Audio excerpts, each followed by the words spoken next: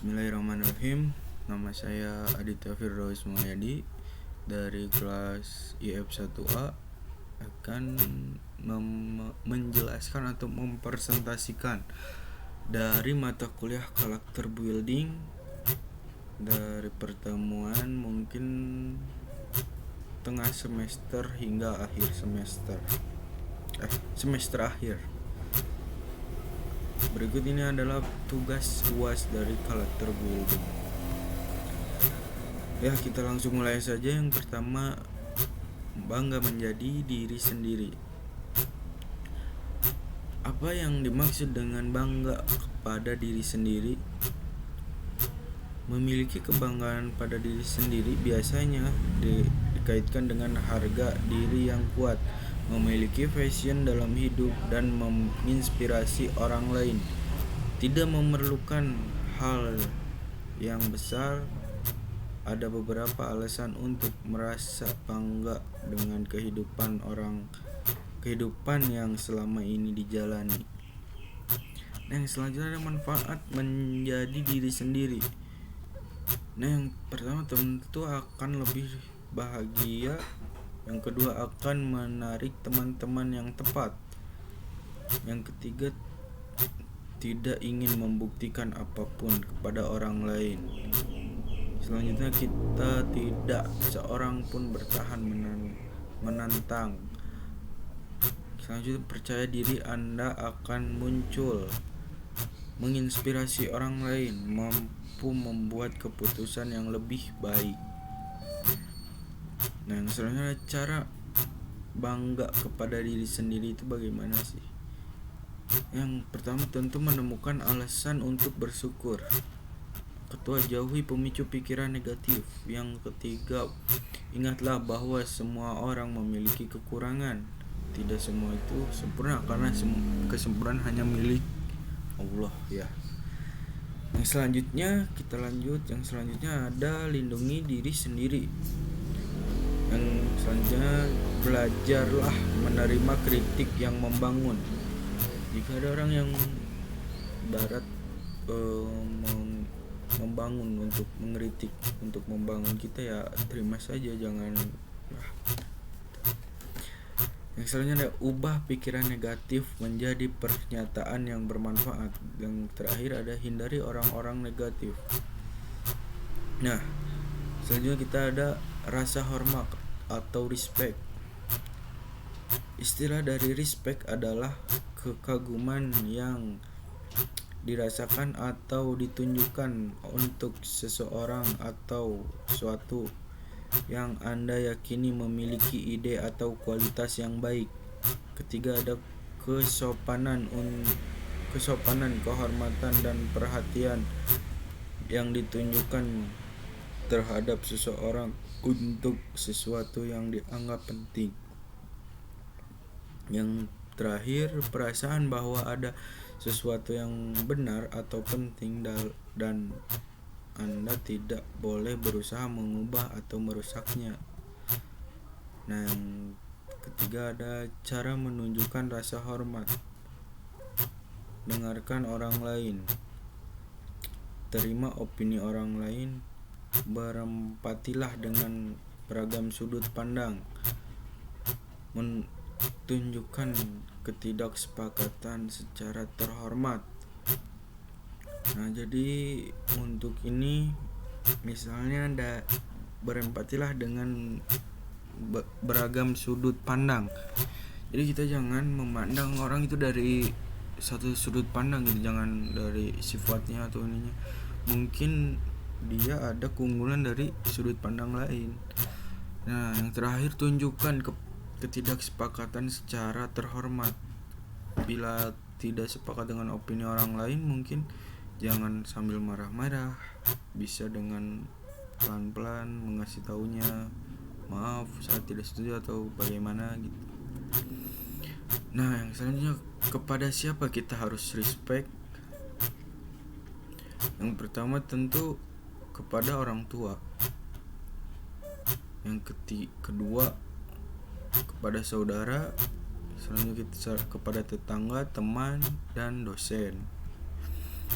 Nah, yang selanjutnya kebiasaan 1, jadilah proaktif. Proaktif adalah tentang mengambil tanggung jawab atas reaksi seseorang terhadap pengalamannya sendiri, mengambil inisiatif untuk menanggapi secara positif dan memperbaiki situasi. Dia mendalilkan bahwa antara stimulus dan respon terletak pada kemampuan Anda untuk memilih bagaimana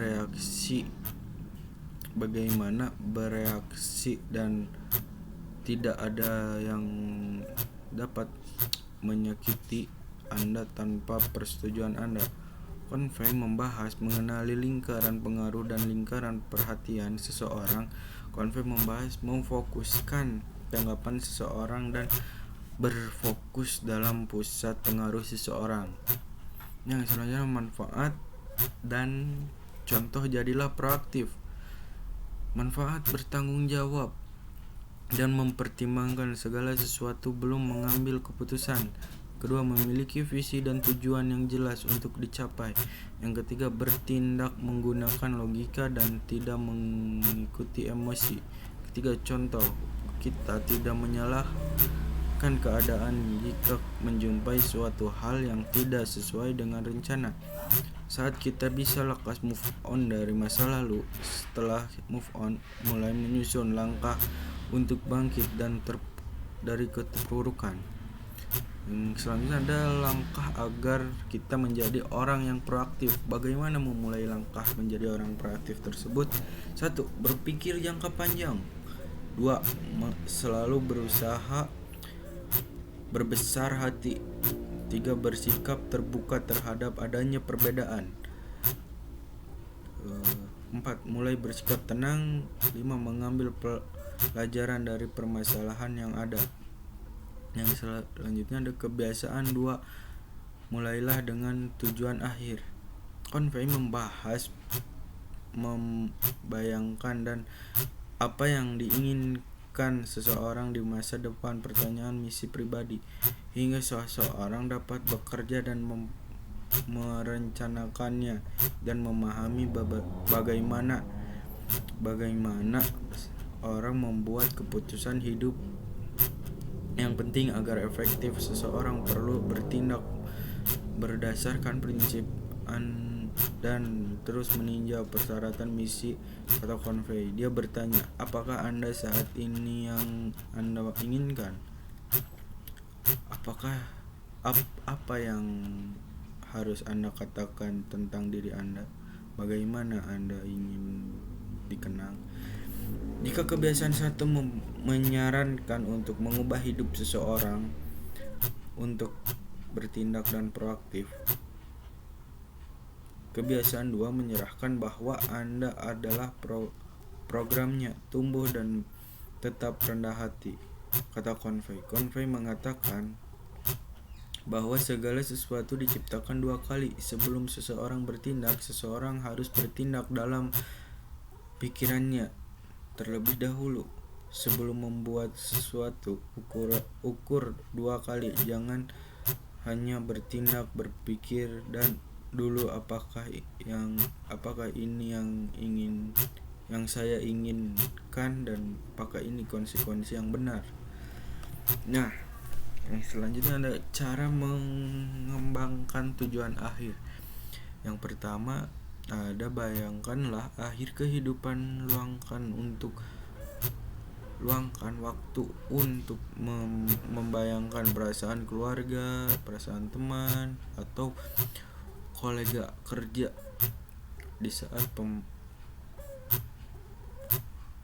Anda. Lalu catatlah kesan Anda saat membayangkan kejadian tersebut. 2. Evaluasi peran pribadi. Luangkan beberapa saat dan tuliskan peran-peran Anda. Bagaimana Anda melihat seseorang. Apapun Anda puas dengan bayangan cermin dari kehidupan Anda. Yang ketiga, tulis persyaratan misi pribadi. Tetaplah waktu khusus untuk benar-benar melepaskan diri Anda dari kegiatan sehari-hari.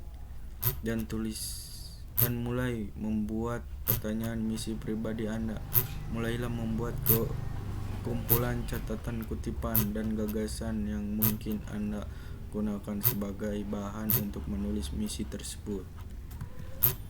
Nah, yang keempat, proyek tujuan akhir diidentifikasikan sebuah proyek yang akan Anda hadapi dalam waktu dekat dan terapkan penciptaan mental. Tulis hasil yang Anda inginkan dan langkah-langkah yang akan membawa Anda ke tujuan itu. Contoh habit 2. Ini seperti ketika orang-orang di sekitar saya memilih untuk menjadi pengangguran, tapi saya memilih untuk menjadi pengusaha karena saya memilih untuk mengambil persimpangan positif.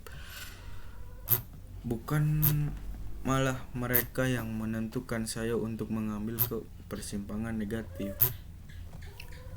Yang selanjutnya ada habit 4, berpikir menang-menang. Menang-menang adalah prinsip dalam kehidupan kita bersama orang lain atau kerjasama, bisa disebut dengan kerjasama, yang akan menghasilkan keuntungan dua belah pihak, tidak merugikan satu sama lain. Berpikir bahwa kita hidup di dunia saling membutuhkan, karena itu saya ingin orang lain juga bahagia dengan keberadaan kita di sisinya. Demikian juga orang lain ingin saya bahagia di sisinya. Mutual benefit. Yang selanjutnya ada mengembangkan berpikir menang-menang. Yang pertama yaitu integritas.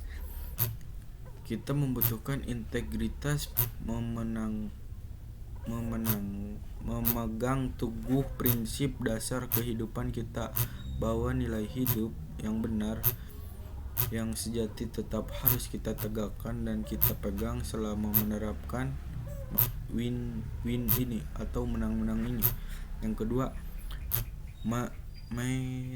maturity atau kedewasaan yang disebut diperlakukan juga untuk menerapkannya adalah prinsip maturity atau kedewasaan ini.